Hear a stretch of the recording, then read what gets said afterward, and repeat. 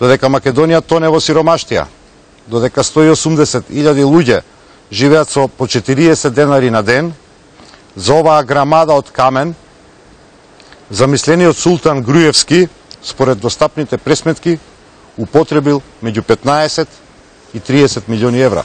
Еве овој документ.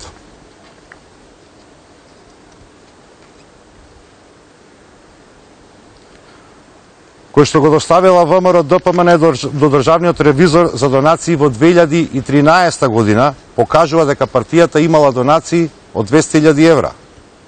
Но тоа е далеку од 15 милиони евра и уште подалеку до 35 милиона евра, нели?